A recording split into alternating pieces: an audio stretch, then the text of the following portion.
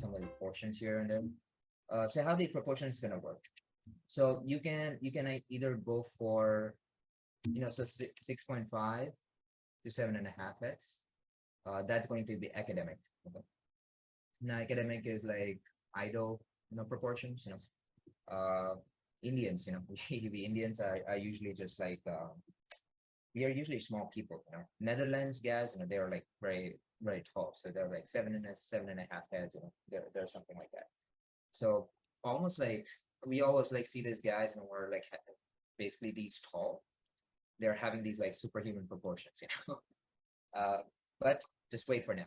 Wait for now, because this is going to get bigger. Okay, so I would say 8.5, so like 10, something like that. That's going to be like the superhero thing. Okay, superhero thing, or we can exclude 8. We can say 8.5. Okay, so 8.5 to the 10, it's almost like the superhero proportions, but 8 heads tall. This is the idealistic proportions. So idealistic, which like Greek were following. Okay? Greeks were following in the sculptures and the paintings, and so on and so on. So idealistic structures within like the 8. So they are between the 8 and the 10. I'm not saying they're only using 8 heads, but from the 8, you can say that's like the ideal proportions. That's like the perfect specimen, right, of a human body. And then from 8.5 to 10, like we are using it in comics or like character design for like these big and bulky people, superheroes and such. And after 10, right? So it's like 11 head or like 10.5 heads and 11 heads, so 10.5 to let's say 13 heads. I know this will be like a giant, but this has been used. This has been used in Renaissance. Again, Michelangelo. Look at Michelangelo's work in Sistine Chapel. Those figures. Have you seen like Creation of Adam before? You guys have seen Creation of Adam, this like popular painting or fresco. Look at the proportion of this guy. Look at the proportion of this guy. This is usually somewhere around 10 to 13 heads. Okay. The god is definitely mostly like 10.5 heads or something like that. But the Creation of Adam has its proportions, but there are more figures in Sistine Chapel where Michelangelo used 12 heads and 13 heads and so on and so on. Okay. All right, but what we want to begin with, we want to begin with this proportion right here. Okay, the idealistic proportions, the 8 head proportions, and I'm just gonna give you a quick rundown of like how we use that. Okay? But we'll start with the head, just like measuring the head first, and then just like drop it down. Now, just to let you know, the skeleton is not like it has some like sort of distortion to it. You see, like it's in the 4-point perspective, to be honest. Why 4-point perspective? Because you see like how this is going. If this is like termed as a box, this would be like this, right? You'll be looking at a box which is above the eye level, okay, and we see the pelvis which is lower the eye level, okay, and then this is how it goes on, by the way. So this is how I was talking, by the way, just to let you know. So the box is above the eye level, and the skull, we see almost a little bit of bottom of it. You see, just a little bit. So this is like a little bit of bottom that we see on the skull. So if we think of that as a box as well, we are looking at a box which is above the eye level. Okay. We're gonna start with the head. Okay, so we'll just like block out the head here. Okay, and half of the body is like the crotch. Okay, so here's the crotch. This is called the pubic bone. Okay, yeah, the pubic bone. Okay, and that will be the half, right? The 50% of the body. So that's the first gender proportion that we want to measure. Okay, so this 50%, 50% I should write. And then from here to the basically the end of the body, right? That's the 50%. It's gonna make a division there. Okay, 50 and 50, right? So now this is according to the 8-head proportion. Okay, I'll also give you a 7-head proportions after this one, but I'm pretty sure you will get that very easily once you understand this one. All right. So now how do we divide it more? So you just have to remember like all the landmarks. So basically the skull. Okay? So that's the first thing. We come down again. Okay, one head down. We actually are going to the nipples. Okay? So the nipples, one head down. We are basically facing the nipples. Okay. One head down, basically this is the navel. Okay, navel is your belly button. Okay, just to let you know, navel is the anatomical name for it. Navel or the belly button. And then one head down, well, that's your pubic arch. Okay, pubic bone. So that's foreheads. Okay, and from here you're describing the forehead as well. So right from here, femur is two heads high, basically. Okay. So obviously it's in the middle right here. It's in the middle, right? Somewhere here. Oops. Right here, that's a half, and that's a half. Okay. Uh, half means bottom of the knee. Okay, not in the middle of the knee, not at the top of the knee, bottom of the knee. Okay, so here's bottom. I'm just gonna raise this one. I'm just gonna write bottom of the knee. Okay, and that's half of the femur. Okay, or half of the thigh bone. Again, if you don't remember the name, just simply say thigh bone. Okay. Half of bones. Right. All right. Now, how many heads? That's remaining. Only two heads. Okay. So half again. It's actually more than half, because the feet are also the part of it. So more than a half, I would say. So that's one head. Um, and then one head more longer, you're basically coming to the bottom of the feet. Okay. So this is how it goes. Like not half, I'm not gonna write half in here, otherwise you will be thinking that's half of the lower leg bones. Okay. Remember that the lower leg bones are 1.5 feet tall. Okay. And that half head, right here, uh, so basically if you divide this in like right, I'm just thinking if you guys get confused over this, I should tell you. Um, okay, I'll take it. The lower leg bones, just like this. There are again two bones, just like I said. We will go over that. And here's the kneecap right here. This is like 1.2 heads, I would say. Okay, like 1.2 heads right here. And then the rest is actually taken by the feet. Okay, like the space is taken by the feet. So that's our 8 head proportion. Okay, that's going to be the bottom of the feet. All right. So some of the few proportions here as well. I'm just gonna block it out for you.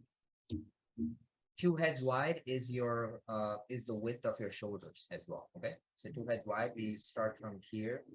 And now again, remember there's like no muscle to it. When the muscle is going to be add on onto the top, it's going to increase the volume a little bit. Okay, so it's going to increase that length a little bit more. Okay, so I'm just like taking that as a one head length. Okay, when the muscles are added onto the top, that's the length we're taking as 2 heads wide. Okay, so if you start from the pit of the neck, right from the center here, you can keep like 2 heads right here as well. Okay, right here. Again, remember when the muscles is going to add. So that's why I'm taking like a little bit extra here. So that's 2 head wide. The humerus bone, right, which is the upper arm bone. This is actually very, very important. This is actually one of the very main landmarks because you'll be doing gestures. Okay, like I'm gonna explain it to you like all the arm skeletons and everything. You'll be using this landmark a lot. Okay, you'll be using the end of the arm bone as a landmark, just like I said. So where is that lying? Okay, it's lying at the end of the rib cage. Okay, so this is the end of rib cage. Okay, so our arm bone, right, the upper arm bone is situated like it's ending at the end of the rib cage. Okay, right there. Okay, the hands, like the forearm, where does it end? Right, pubic arch or the pubic bone, right? And you can also say pubic bone. That's ending in here. And the hand is half of the thighs. Okay, so if you take like the whole hand, basically, you see like the middle finger is the longest one here. Okay, so you take the middle finger. Okay, don't just say okay the index finger, the height or the hand or something like that, because the middle finger is the highest one. Okay, so you take the whole length of the hand by that proportion. Okay, if you take that as a hand, this is not one head, by the way, just to let you know, the hand is not one head. uh, it's half of the thighs. Okay. So usually you keep your arm straight like this, you stand like that, you're gonna be finding out that the length of your hand that's actually touching the half of your thighs. Okay. So half of thighs. Okay, right there. Um, yeah, I think that's pretty much it. That's pretty much it.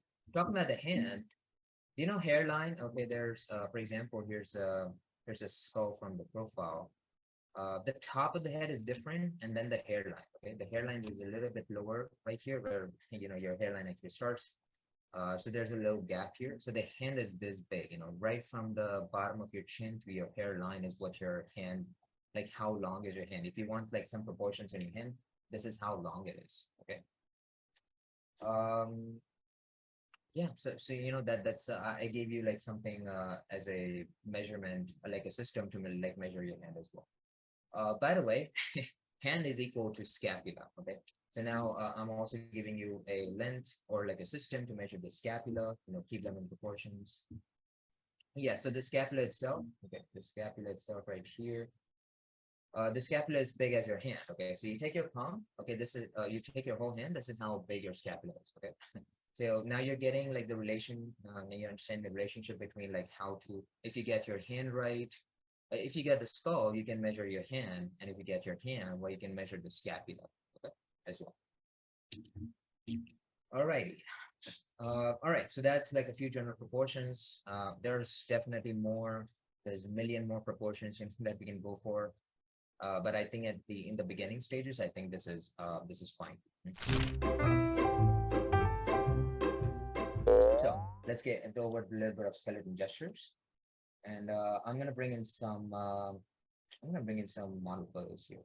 So I have the model photos right here. All right, let's get to it. So what you want to do, and by the way, these amazing references are provided by drawothers.com, so try to go to them. All right, so here's a great photograph. You see such a dynamic, it's a simple one, but it's such a dynamic gesture. So what we want to do is you can actually trace onto the model in the beginning. I am allowing you to do it, but understand it, okay? Don't copy it. Don't copy the contours or anything like that. I just want you to simplify this body down, okay?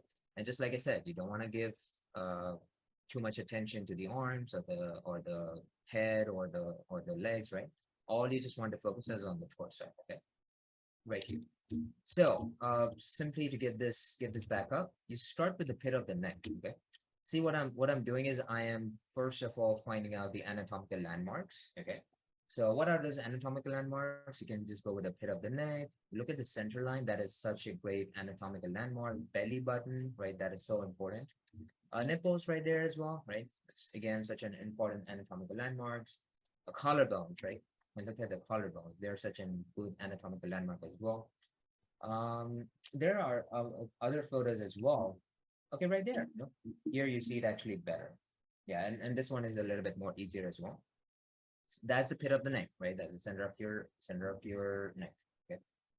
Collarbones right here, you see them very clearly. Okay. The center line, you see them very clearly. The belly button as well, right? And then it goes all the way to the crotch, basically. Okay. And then the nipples. Okay, so these are some of the anatomical landmarks. Now, I have a question. Sorry for interrupting. yeah, sure. Can you also mark the end of the sternum? Oh, not the end of the string. Okay. Yeah. It's right here. You see like this dip, like a lower Uh, dip, right? okay. That's the end of the string. So the xiphoid process is gonna live here. Okay. All right. Thank you. Yeah, very well. Thanks for asking. That's a great question. Okay, so manubrium would be here. And that's going to be the body of the sternum, the body of the sternum. All right. And then the rib cage. Oh, remember, the sternum is half of the rib cage. Okay, so if I'm taking the rib cage as an egg shape, remember that's an egg shape. Okay, it's going to be like this. It's going to take my drawing brush here. Remember the egg shape? It's like this. Okay, like a rib cage. I'm pretty sure I have a Yes, I have the turn around. It's just, this is the rib cage, how it's looking like. Oh yes, there we go. I am giving you this turnaround, right? So you want to, and this is also the part of the document. Okay, so you can grab it from there. This is how the rib cage, you have to simplify it. Remember the sternum. Okay, this is the sternum, and see, I'm not like drawing those like the different parts to it. Okay, I'm not like focusing onto like the anatomical bumps. Okay, or something like that. Not super realistic. But again, simplifying it out. And remember, the sternum is the half of the rib cage. Okay? So if this is the whole rib cage, that's the half of it. Okay. Now this is a very important landmark because as you come down to the, where are the photos? Okay, there we are. Remember, as you come down right here, okay, to this, you just want to double this down, right? You want to double this down, that's the end of the rib cage. So right here, you make an egg shape like that. Okay, and there we go. There goes your rib cage. Like that. Okay. And then pelvis. We haven't talked about pelvis today, unfortunately, but pelvis is just like a bowl. Okay, I want to just give you a very simple connection. So, like, or how to draw the pelvis. It's like a bowl. Okay, so you just take a bowl like this, and here's your pelvis. Okay, I know it's very straightforward. Is it look? You know, it'd be like, oh, is it? You know, is that it? I was like, yes, is that it? Always, guys, just remember to think of that as a structure. Okay, so I'm still keeping the box in mind. Okay, like this, and I'm usually dissecting. I'm usually using like perspective lines as much as I can in any of the structures. Okay, center line is such an important landmark. Okay, even in this one, see how center line is such an important landmark to it. Okay, and see, I did that. Okay? I did that in the bowl as well because it gives you like the like which part you're looking at. Which part is dominating more, which part is dominating less. Okay, see, I could have taken this bowl, okay, the same bowl, and I could have done something like this. Okay, do you see? Just changing the center line changes the whole orientation of the pelvis. Okay? Now the box is like this. Okay, getting it? Like that. Okay, so yeah, just want to take the pelvis as a simple bowl. Okay, and you can also think of that as a box. Okay? Now, one thing to remember, you see like the rhythm. This is so important. Just burn this image into your mind. I would say, take the side view. You take the side view of the body and draw it like this. Okay, I all want you to practice this, by the way. Okay, just practice this side view from like that, and just like how I draw it, just practice it like this. Because the thing is, people draw it like that. This is the right version, this is the wrong version. I'm pretty sure I'm gonna get a few of these like these, which is fine. But try to avoid it. Okay, try to avoid this thing. Okay, rib cage. Look at the angle. I'm basically saying it's 90. It's 90 in terms of ground. I'm saying, okay, this is wrong. Okay, don't do it. Okay, do this. Do this means tilt the rib cage on an angle. Okay, so see, it's tilted forward. This is also tilted forward, but from the front part. Okay, so like that, which means, if you're okay, so take another layer here really quickly. Which means, I'm looking at the rib cage, which is slightly upturned. Okay, just going to be like this, slightly upturned, like that. Okay, and then you're taking the spine. Okay, spine is gonna come from here, but you remember there's this like 12 vertebrae, that's attaching to the spine here, like that. And then take the bowl and attach it to it.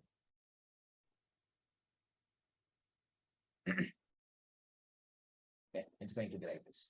So this is what I'm saying is like a general, like a neutral torso. Okay, and the torso is not doing anything right now. It's just like standing. But even in a standing position, this is what the orientation of the pelvis and the rib cage is like. Okay, so see that from a little bit of side.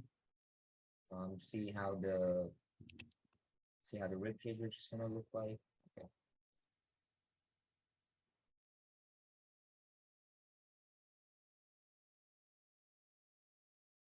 Okay.